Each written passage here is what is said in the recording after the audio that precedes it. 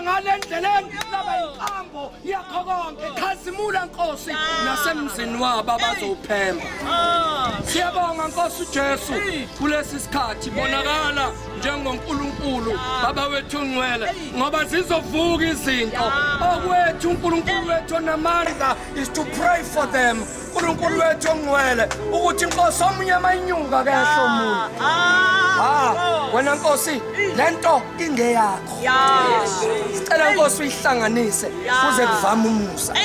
Owesithathu uNkulunkulu wethu ongcwele siyayala akanasabelo phezukwayo. uNkulunkulu wethu ongcwele nozombatha ingubo nozonikwa ingubo athi mayiseyimbethe athi Nkosi khumbula lezi ngane.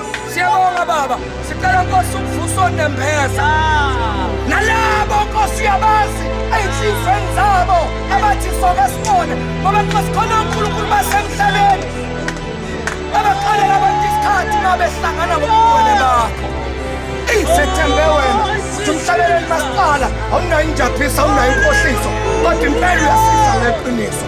Siyabonga Baba sihlanganise Nkosi iprogram ozoyiphatha hlalo olimini muphe Nkosi ingqondo iwisdom. uNkulunkulu wethu ongcwele we declare ukuthi lo mcimbi will never be the same again. uNkulunkulu wethu ongcwele sikhulekela Nkosi indlela sikhulekela umfundisi wherever he is. uNkulunkulu wethu ongcwele nikeza amandla protect take position and control of everything.